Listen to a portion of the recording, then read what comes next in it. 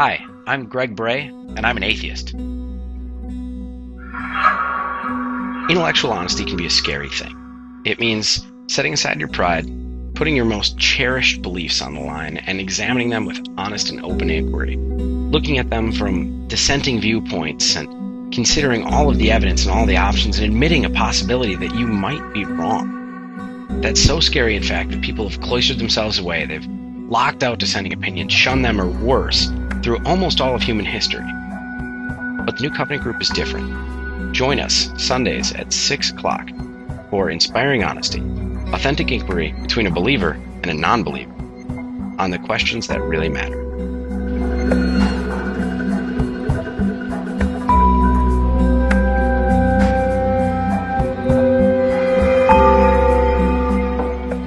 I like the way that Greg is engaged. He's enthusiastic about this in a very real way, which is excellent. I think he's ready to deal with the issues, bring out what he perceives, and to be honest with you, I'm more than excited and ready to respond. When I was first asked to be on the show, I have to be honest, it was a little daunting. I've never seen, and as far as I'm aware, there's never been an atheist in a hosting position on a regular show through a Christian broadcast. That's a lot of pressure. I need to really represent my side well, but I'm excited. I think that this is going to be a fantastic opportunity for some important conversations that never would have happened if the Christians stayed with the Christians and the atheists stayed with the atheists and the theists stayed with the theists and the Muslims stayed with the Muslims. The conversations need to be addressed from multiple angles. Whatever there is to risk through genuine dialogue, it probably isn't worth having. And not to say that the ideas that I have I don't grow attached to, or that I don't at times really genuinely hold them dear, but I've had enough of them ripped out from under me from a moment of honesty that I've actually learned to use my concepts more as rungs of a ladder. That if I get to a certain point, I'm not really too worried about the health of a rung down below me, and don't mind if I find that I need to use a different ladder. In polite society, there have always been things that are considered taboo. A person's faith is beyond question. It's beyond challenge. It's sacred. Well, I disagree. And the New Covenant Group has invited me to be part of their show where, for the first time ever, an atheist, myself, can sit down with a believer and have real conversations about the subjects that matter, subjects that have always been off limits before. I'm hoping that in many ways that I will end up being surprised. Who knows, maybe even taken aback. But I'm glad that we're doing this. I'm glad that we have an opportunity to discuss the issues openly and frankly. And hopefully there will be a variety of other atheists listening in who can also chime in. Between myself and Bob Greaves, I think we're going to have some fantastic conversations. We'll bring on some guests. We'll be interacting with the audience and taking your questions directly, looking at them from multiple viewpoints. Join us Sundays at 6 o'clock for Inspiring Honesty, authentic inquiry between believers and non-believers, and everybody in between. Today we have a very special guest, but before I get into exactly who and what she is, I wanted to talk a little bit about why we're so excited to have her on here. The New Covenant Group has been very strongly focused, bringing atheists, theists, and so many people, everybody ranging from Eric Hovind to Dave Silverman, to talk about why church is bad, why religion is harmful, and the negative things that can be done to people through faith, through religion, and through structured society and the coercive forces that are all associated with that. So our guest that we have today is Sarah Morehead. She is the executive director of Recovering from Religion, an organization that has put together the Clergy Project, which helps clergy, pastors, ministers, priests, anybody who is currently in a position of running a religious organization that is trying to get out, that can lock people in. And they've put together this project that helps people go beyond that. But Recovering from Religion is far more than that. They are a local small group organization putting together chapters all over the country to help people with support groups and recovering from the harm, the damage done to them. And they've got so much more. I don't want to talk too much more about them because we have Sarah here for that. So with no further ado, we do have, well, first I should always say my wonderful co-host, Bob Greaves, will be here with us again today. Bob, how are you? I'm doing pretty good. I'm looking forward to today's show very much. I'm excited. Now, I should mention that Bob is jealous. You see, him and Sarah corresponded as well, and he was hoping to get her on his show before I did. So, winner right here, this guy. Yeah. And a special thank you to Sarah. Sarah, how are you doing today? I am doing fantastic. Thank you. It's beautiful outside. We had a great weekend, so this is a great way to end it. I'm looking forward to this. Thank you. Excited to have you. It's really my pleasure, and I could not be more thrilled to be able to share your message and to really just punctuate how strongly our two organizations dovetail together. I'm very, very excited because, I mean, when we had Dave Silverman on here, I think the American Atheists are doing a great thing, but it's really not the same kind of a message that the New Covenant Group is spreading and that I personally want to promote. But you, Recovering from Religion, wow, that is a great organization. Can you tell us a little bit more about it? I do want to clarify. You had mentioned that that we are the organization behind the Clergy Project, and that is not accurate. So I just want to clarify for you. We get this all the time because our missions are very, very similar. But the Clergy Project is actually under the Freedom from Religion Foundation, FFRF. And it is run by Catherine Dunphy. And basically what they do is very similar to what we do, but they do it on a very, very, very focused scale. So they are targeting specifically clergy members who are still active in the pulpit. And any time that we get people coming to our organization who are still clergy members or they're still preaching or anything like that, we encourage them to go over to the Clergy Project. They have it set up to handle the safety and the security and the anonymity, and they do a fantastic job of that. And then likewise in return, we get people coming in our direction that don't qualify for the Clergy Project because they have a very clear, strict criteria for admission into their program. And if they don't meet that criteria, then they tend to send them our way. So we will work together in a lot of things, but we are two completely different organizations. So I just want to clarify that. Oh, well, I learned something new there. I was completely under the impression they were part of Recovering from Religion. So thank you for clarifying that. Well, then, can you tell me more about what Recovering from Religion is? Tell us more. Yeah. Absolutely. So basically, we reach out to and help everyone else. So when you think of what the Clergy Project does, which is provide a safe place for clergy members, we basically say, okay, if you're not clergy, we do the same thing, except we have local groups that meet monthly all over the country. We have groups developing in Canada, the UK, and Australia.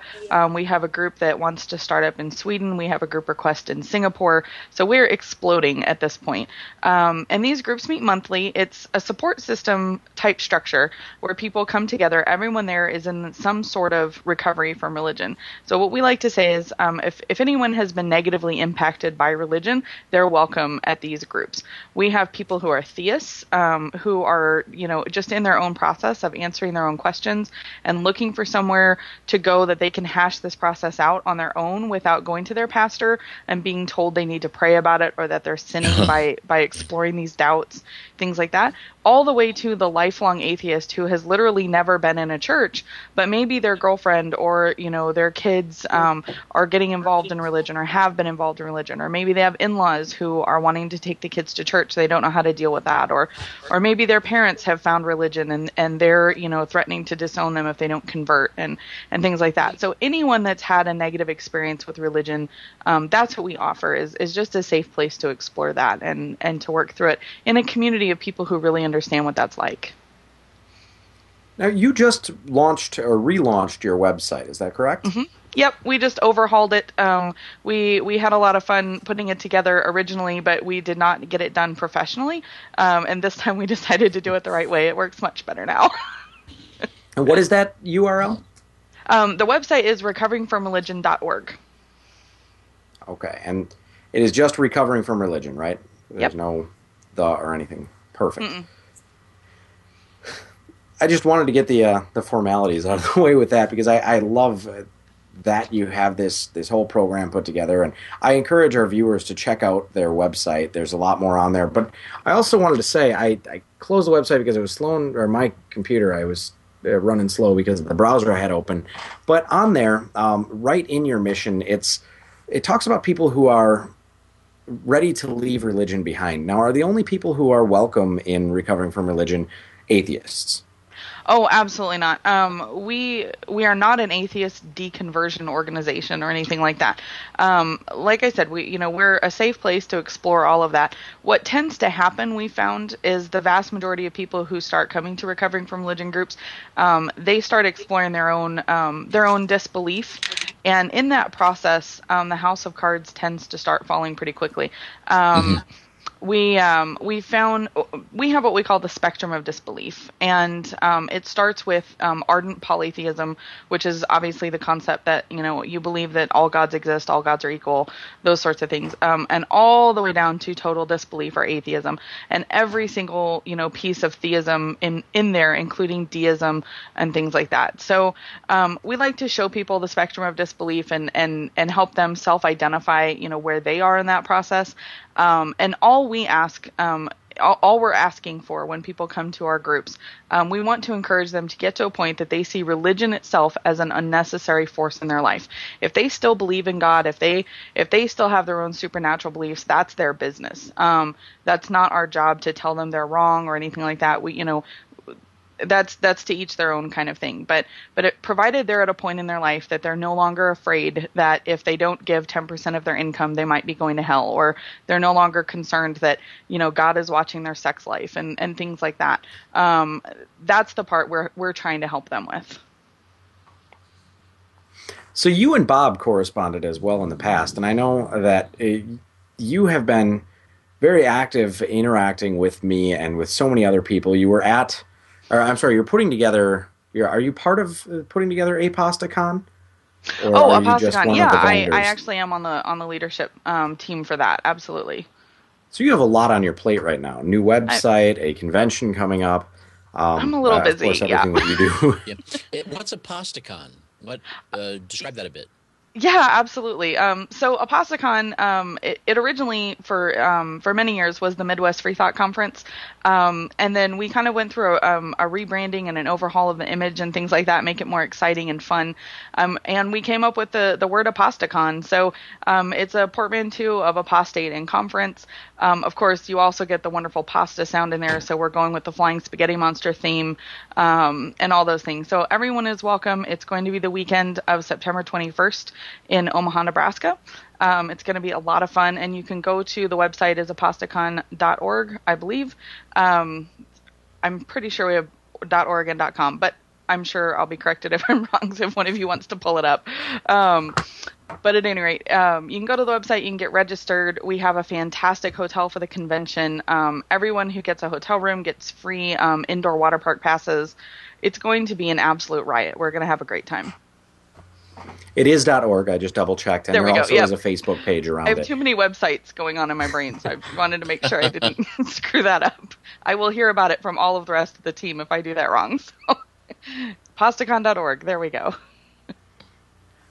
So we got in touch after you had watched the show that we had Dave Silverman on, the first one, with Eric Hovind and Cy Ten Bruggencate. And what inspired you to want to be a part of what we do here? I was very impressed with how respectfully everyone was interacting with one another. And that's something that I think is truly important is I think we can all disagree with key points here and there. We don't necessarily have to make a judgment to someone's character. Now, that being said, I think, people's behavior speaks to their character. So in that regard, that's on their own, on how they want to present themselves. So But you guys really did a great job of encouraging the dialogue and pointing out, logical inconsistencies, but also letting people, just have their say and meeting them where they were at.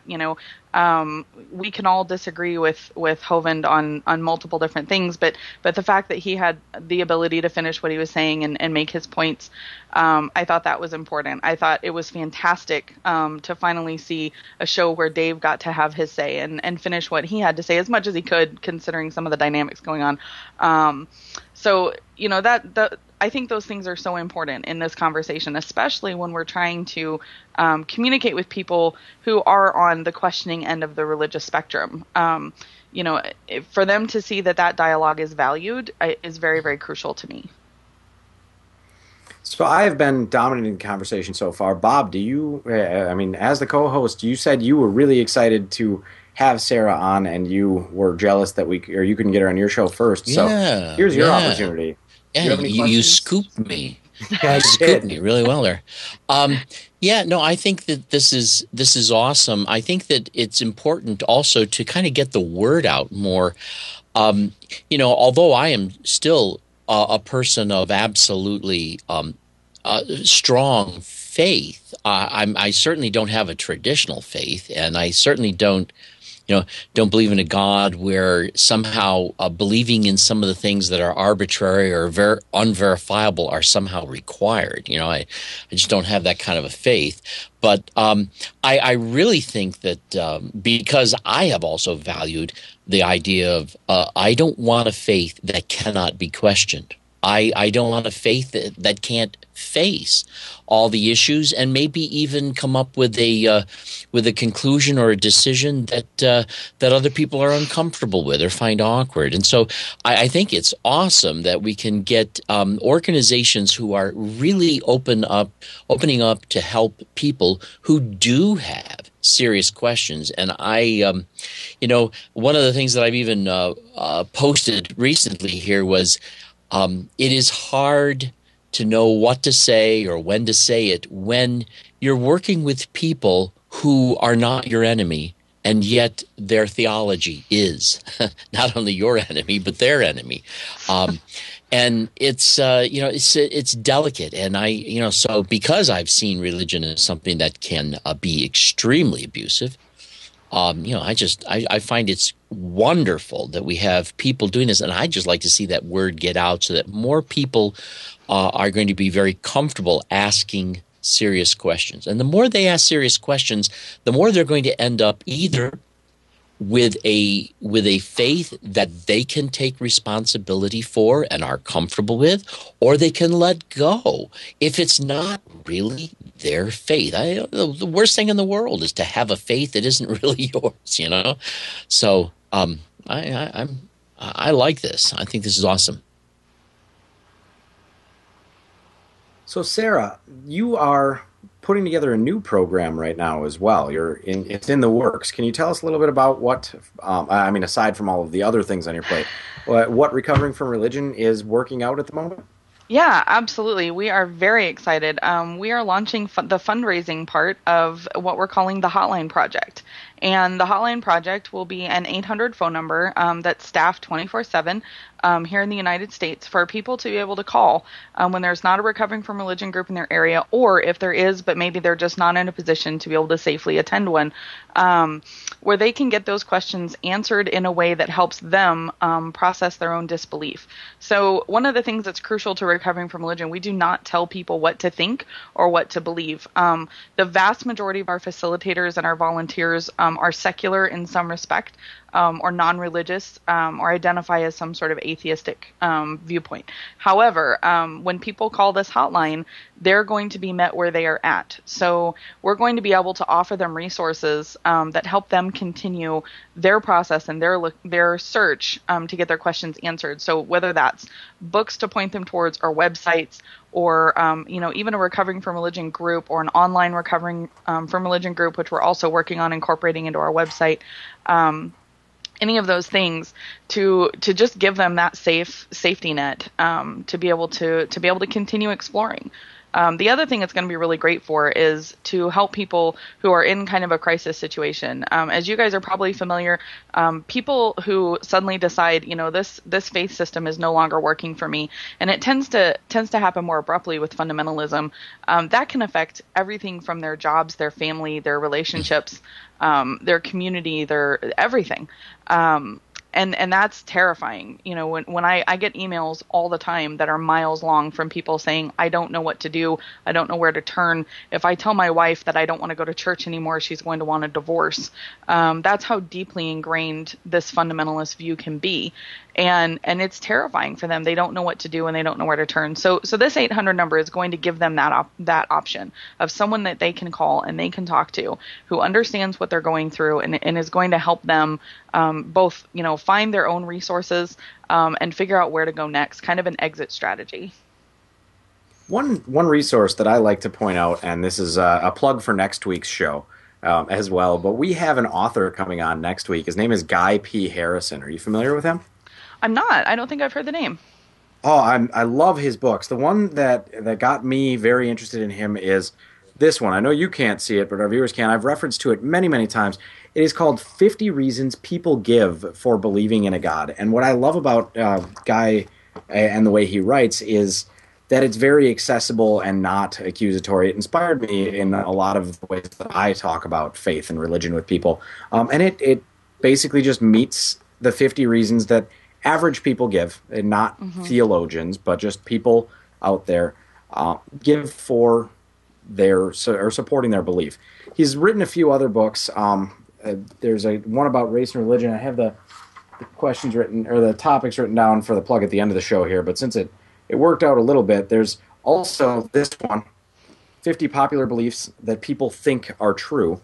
That one goes a little bit broader scope, skepticism. And then there's also 50 Questions for Every Christian. And I think for anybody who's just questioning or doubting, I buy several copies of particularly the 50 Reasons People Give to give out to people who might have questions, because I think that's an extremely accessible one. So my plug for a particular resource that I might recommend. I will definitely check those out. That sounds like one that our facilitators would be really interested in. The last two, I've read those, and I love those. Those are fantastic. The one that we always encourage people to read is The God Virus by Dr. Dale Ray. He's the founder of Recovering from Religion. This was all his idea, and I like to say his fault. Back in 2009. That's what my husband and I joke about. But just because I've gotten so involved with all of this, but that book is really a catalyst for people to explore the concept of why they believe what they believe. I'm sure you guys have probably heard people ask the question of, if you were born in, Lebanon and grew up there, what religion would you be? Would you be a Christian? And the answer is likely no. If you were born in China, would you be a Christian? Likely no. The God Virus does a great job of talking about the cultural implications of religion and how it perpetuates from generation to generation. And I think it helps really start people on that path of exploring why they believe what they believe and how it came to them. Most people grew up in their own family religion, and that's why they identify as the religion they do as an adult. It's very few people who kind of jump around at that point. So that's a big one that we recommend. I would be very curious to know what would you say is the percentage of people who would come to you who end up abandoning spirituality altogether, compared to the number of people who go through a significant paradigm shift and begin to maintain a kind of an individualized spirituality or something? Well, like I said, it's definitely a spectrum type continuum that we tend to see. The vast majority of people involved with recovering from religion have come from some sort of religious community or family or viewpoint that tends to be a lot more rigid. We don't tend to see a whole lot of liberal Lutherans coming through recovering from religion because, that sort of religious viewpoint tends to be very accepting of differences. And if people say, well, this part of the theology doesn't really jive with me, or I've just decided I don't believe any of that anymore.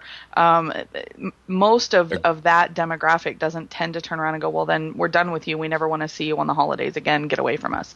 But the more rigid religions, they do tend to be much more black and white and much more traumatic to try to leave because of that community identity that's so ingrained. So I think as we're getting people, they've pretty much already rejected that part of it. And then, it's just kind of a continuum from there. Are you asking like how many people end up more atheist? Give me a percentage. I mean, because in my own experience, I was at one time a fundamentalist pastor, and that kind of died for me back in the 80s, early 80s. And the thing that I have found myself is that when it comes to the more rigid, more fundamentalist type of believer, that they tend to be very resistant to even a paradigm shift. So that it seems to me that when they go crash, they're just done with it entirely for the most part. And of course, that's very contrary to my experience. My experience was, as I discovered things that didn't make sense, I just embraced what did make sense, and as it were, when day came when I realized, I'm really not that fundamental anymore at all, really. But I was just curious if you found any kind of like a percentage of people who went through a shift versus those who abandoned faith altogether. Okay, that makes sense. You're asking more of a light switch versus a dimmer switch question. Correct. Yeah. Okay, I don't have an actual percentage. I would say, just from the people I've talked to, the vast majority are going through some sort of gradual overhaul. Some go a lot more quickly than others, but yeah, I don't have a hard and fast number for you. I wish I did. One of the things with recovering from religion is we do promote ourselves as a transitional support system. We do not identify people as permanently recovering. Where people will say, well, you're kind of like a religious AA group, and that's not the case, because people come to us for what they need and then they move on, and they tend to move on into the secular community where they identify best. So whether it's humanist or atheist or whatever. But people don't come and stay with us. They come, they get their needs met, and then they move on, which is what we want to see. Right.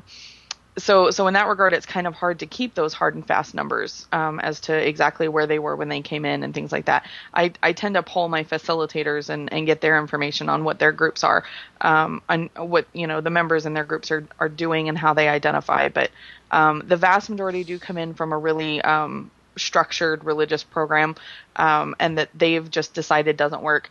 I remember for me, I grew up deeply fundamentalist Southern Baptist, and I'm obviously not anymore, but I don't remember the day that I became an atheist, which is how I personally identify. But I do remember the moment that I considered the possibility that American Baptists might not be going to hell. And that was my first big shift. It was that microscopic. Isn't that amazing that such a small thing can be such a huge revelation when you're stuck in... Yeah. It was absolutely, it was earth shattering to me, that could possibly be the case, that these American Baptists might not be doomed for all of eternity. I mean, forget everybody else. I still knew they were going to hell, but American Baptists had a chance, apparently, in my mind. And that's just where I was at. But I have talked to people who have said, I just woke up one day and decided it was all crap, and I threw it all out. And that works for some people, and that's fantastic. If that's what works for them, that's great. We're kind of more the emotional end of it, though, because even if you wake up one day and decide none of this is for me, I don't identify with this anymore, what do you do next? Because your community is there, your friends are there, your social circle is there. A lot of times, especially with women in fundamentalist mentalities, excuse me, that's where they get their childcare. That's where they, the other moms are there. That's where their kids' friends are. So to just decide one day that it doesn't work for you, that's great. That's kind of step one, even if you flip the switch and the whole thing's over. But then what? And that's where we come in, is really helping them deal with kind of the grief. There's always a grief cycle that seems to go with that. That's where the bargaining comes in the grief cycle, where you'll see them say, well, I'll still adhere to this part, but I'm going to throw this part out, and kind of cherry picking and going from there. But then you see a lot of people who are angry, and rightfully so, and you see people that are just sad and depressed and all these things, because this is, you think of what religion does, especially, again, I'm referring to non-liberal theology, that says this is the right way to think, whatever it is, whether it's Christian or Muslim or whatever it is. But religion says, your identity is made up of this belief system. And that's, I guess, fine and good as long as that works for you. But when it doesn't, you have to figure out who you are again. And right. Because you've never had the opportunity to figure that out for yourself, that can be really traumatic. One thing that I found when dealing with people who are, of course, my experience has been more dealing with people who've gone through that paradigm shift, who search me out because they know that I still actually even identify as a pastor, but I'm not a paid pastor. I just have that role with people who trust me enough to look to me for advice, questions. But things that I found is a serious difficulty is talking to people who came from a rigid background. They have made so many sacrifices, so many significant decisions, and they've also suffered a great deal because of their faith. And I find that they're reluctant to just give that up because it's hard. Absolutely. When you've built your life around it, and as you were even saying there, I can identify with it. They don't know who they are. Exactly. You're taught to invest everything you have into this religious belief, and one of the things I like to point out to people when I talk to them is how inherently codependent these religious systems tend to be.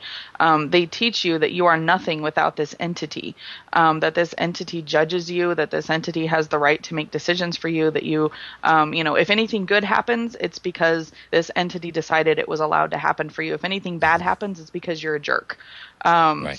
There's very little personal control, and there's zero boundaries in all of this. I mean, you think about being raised to believe that there is some supernatural force that watches every single thing you do.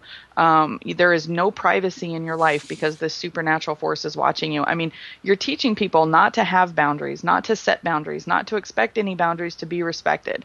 And then when they come out of it, themselves, not to, right. I used to be an office manager, and I had a number of, I never sought the job, but I ended up in the books of 15 different companies over the space of time, and I always ended up in the books. I got to tell you, the decisions that Christian businessmen would make because they were praying were terrible decisions, and it wasn't just because they certainly weren't stupid people. But right. they were just people who couldn't picture making a business decision based upon business principles. They're waiting for some leading of the Holy Spirit. And I would tell them, God isn't doing this. And I don't even see where they get these promises that he would, and how absurd to but they're throwing their lives into the wind. And I wanted to say it's just amazing to me.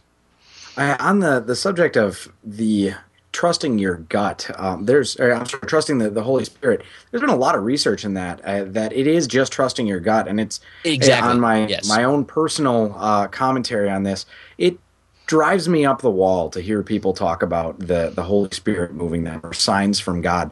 Because if we look for any sort of consistency between people as to what God is telling them or driving them to do, it never works out. What that is it's a trained, I guess it's not so much trained as can't come up with a word right now, reinforced or I see it as an emotion when it's you have correlation. A sense of coherency based on your knee-jerk reaction without giving it any depth of thought.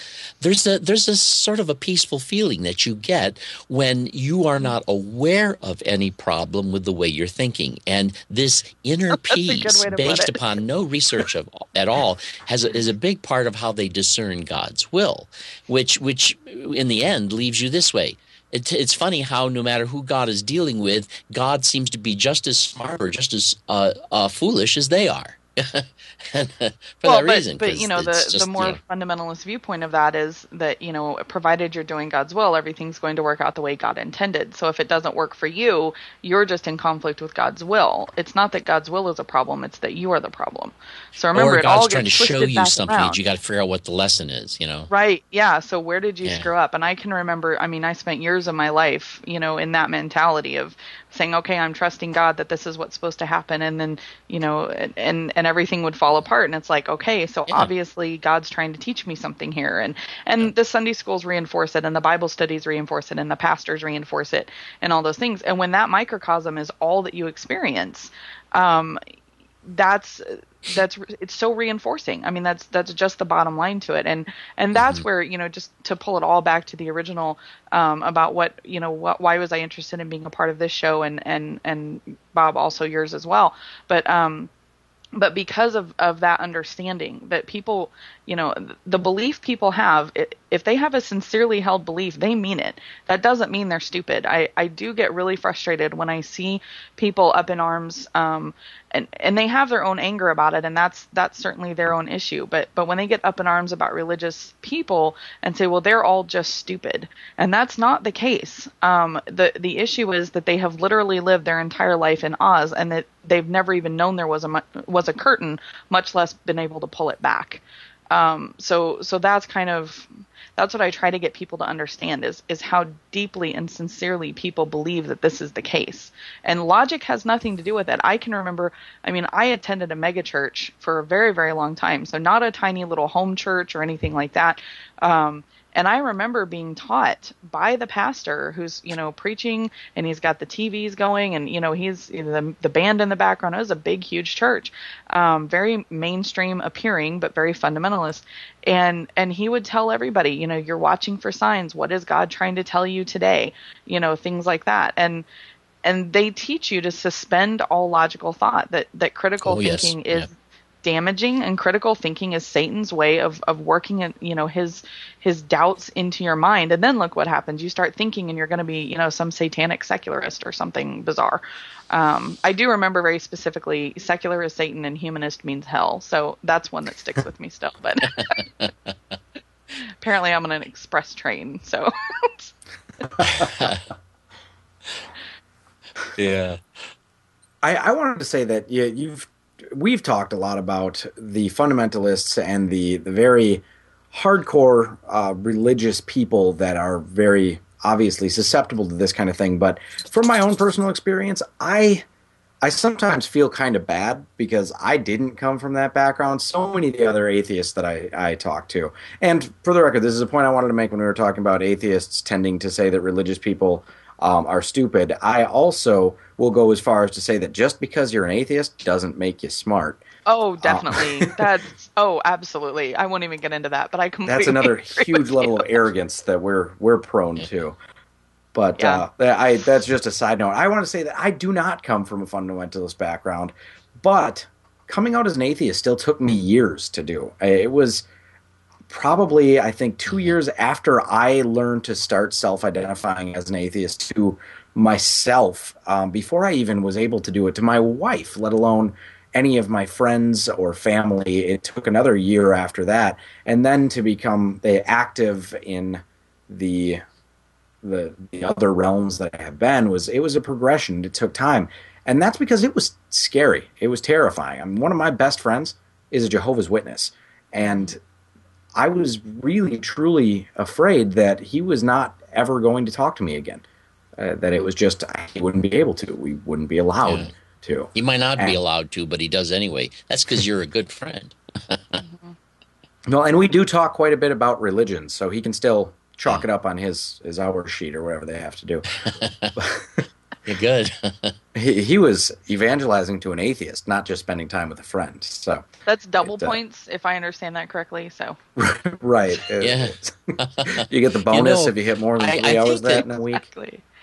as I look at my own experience with this particular, coming out of an extreme religion. I think that why it was so different for me than it is for a lot of people for whom this goes crash was that, I became a person of faith independently on my own at around the age of 7.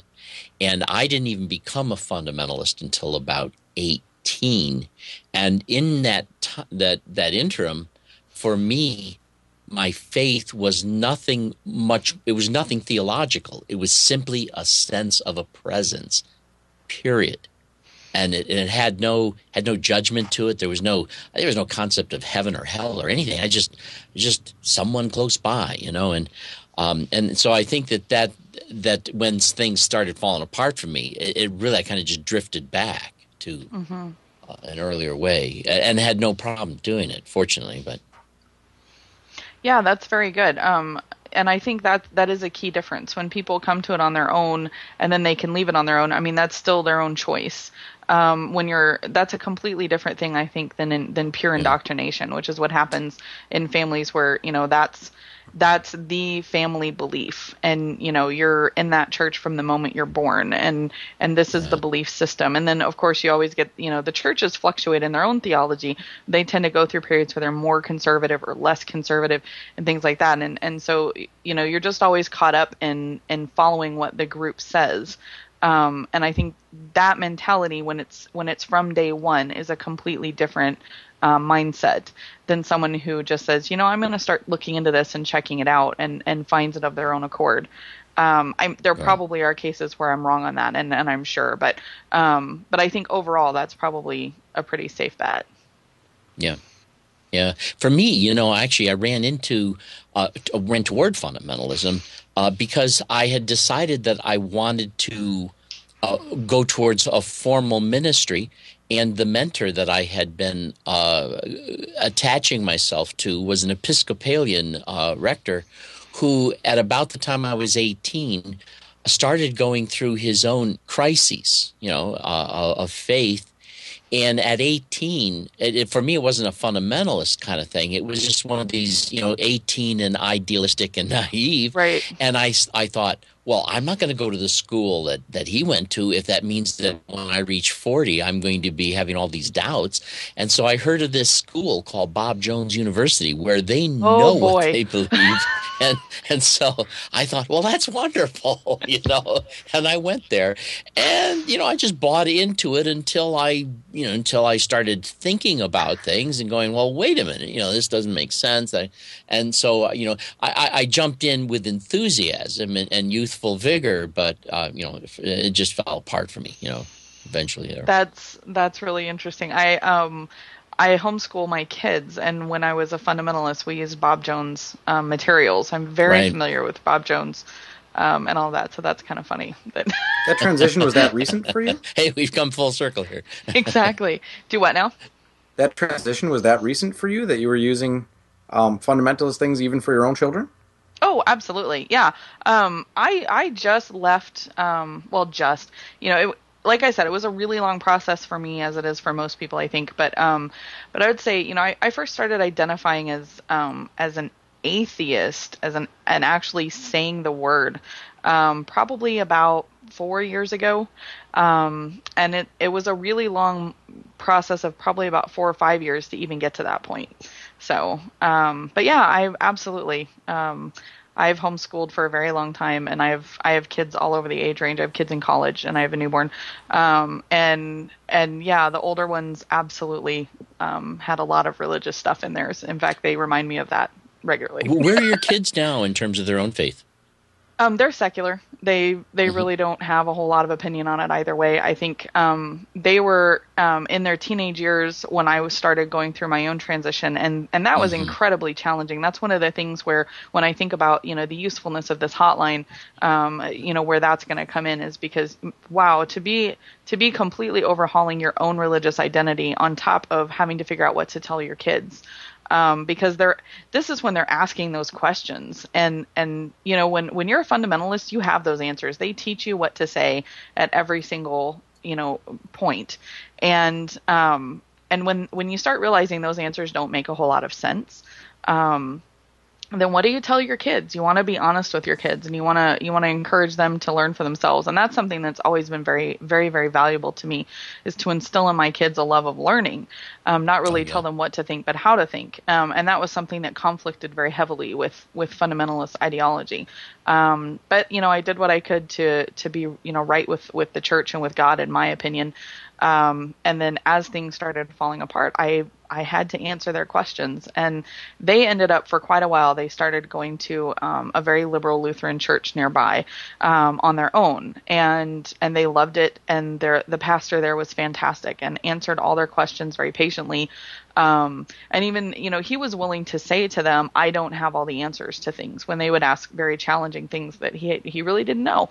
And he would say, I don't know what to tell you about that. And I think that was a big help for them, to actually Excellent. see someone in religious leadership who was willing to say, well, I might not be right on this. I don't really know. So for them, as they kind of grew out of it, it wasn't too terrible in that regard. We did lose very instantly. We lost all of our community, our friends, their friends, that sort of thing. Once you're done with it, even slightly, and they're very quick to walk away. And that was pretty abrupt. I was going through a divorce at the time, which of course also made me a pariah. In the religious community that I was in, and so it very quickly, we were kind of the outliers, and that was it. We had to kind of fend for ourselves at that point and get our questions answered on our own. So, Have any of them come back to you since then? the religious community? Your friends that you had, have you had any other ones that have fallen away from the faith following your questions? And No. I've seen some of that happen before.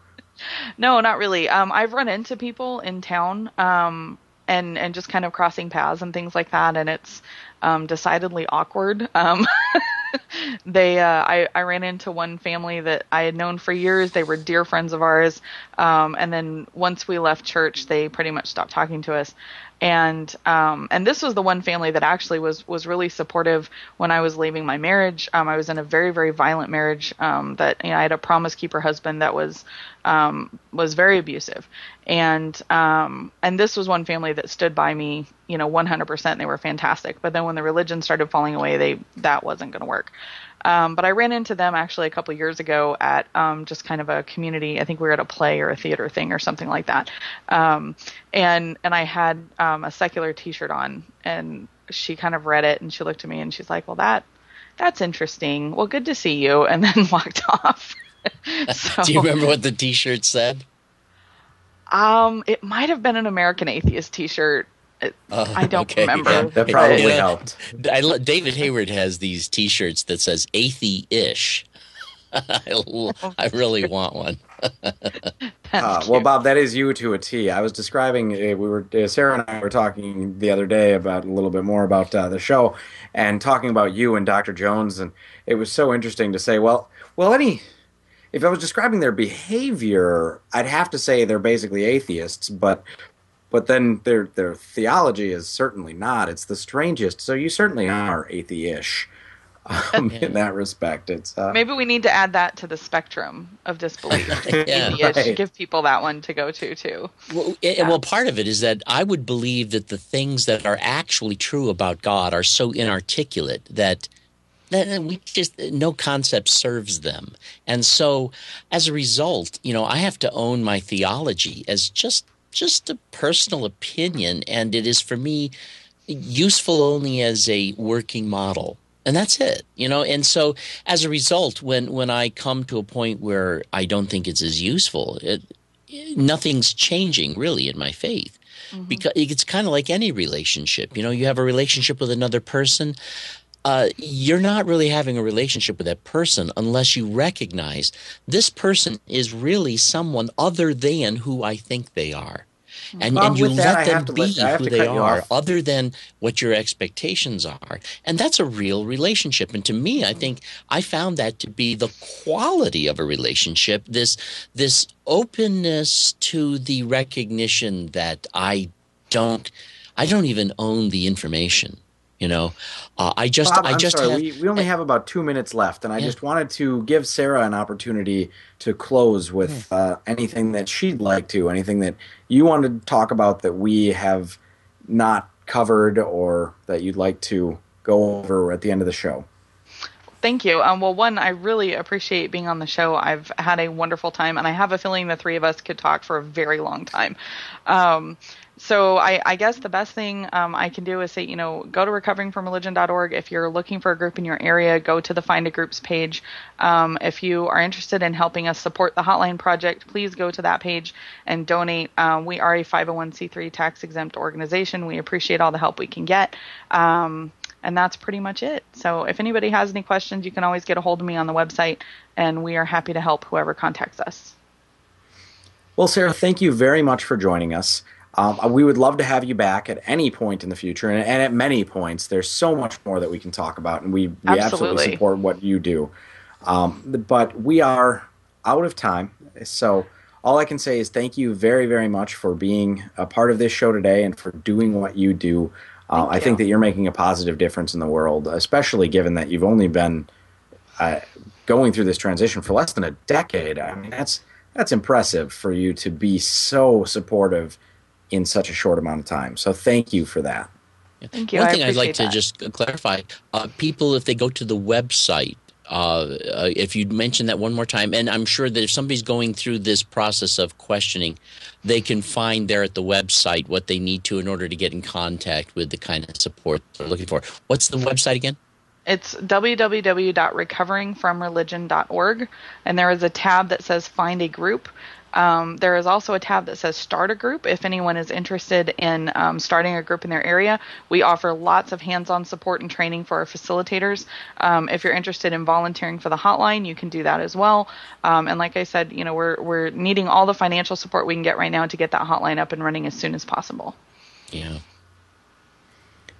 Well, thank you very much. We look forward to having you again in the future. And I need to close out with saying, don't forget to join us again next week when we have Guy P. Harrison, again, the author of 50 Popular Beliefs That People Think Are True, 50 Reasons That People Give for Believing in a God, 50 Questions That Every Christian Should Know, then Race and Reality, What Everyone Should Know About Our Biodiversity, and an upcoming book this November, Think, Why You Should Question Everything.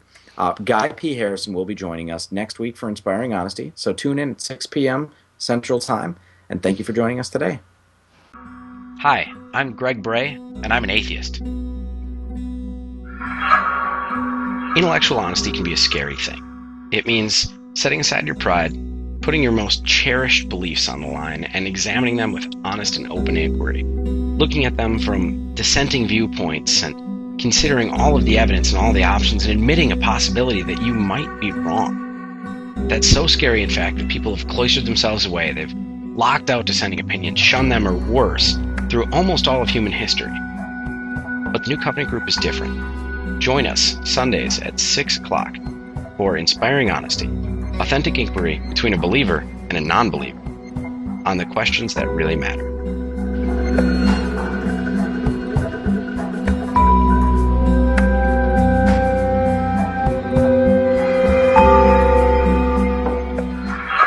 The way that Greg is engaged, he's enthusiastic about this in a very real way, which is excellent. I think he's ready to deal with the issues, bring out what he perceives, and to be honest with you, I'm more than excited and ready to respond. When I was first asked to be on the show, I have to be honest, it was a little daunting. I've never seen, and as far as I'm aware, there's never been an atheist in a hosting position on a regular show through a Christian broadcast. That's a lot of pressure. I need to really represent my side well, but I'm excited. I think that this is going to be a fantastic opportunity for some important conversations that never would have happened if the Christians stayed with the Christians and the atheists stayed with the atheists and the theists stayed with the theists and the Muslims stayed with the Muslims. The conversations need to be addressed from multiple angles. Whatever there is to risk through genuine dialogue, it probably isn't isn't worth having. In polite society, there have always been things that are considered taboo. A person's faith is beyond question. It's beyond challenge. It's sacred. Well, I disagree. And the New Covenant group has invited me to be part of their show where, for the first time ever, an atheist, myself, can sit down with a believer and have real conversations about the subjects that matter, subjects that have always been off limits before.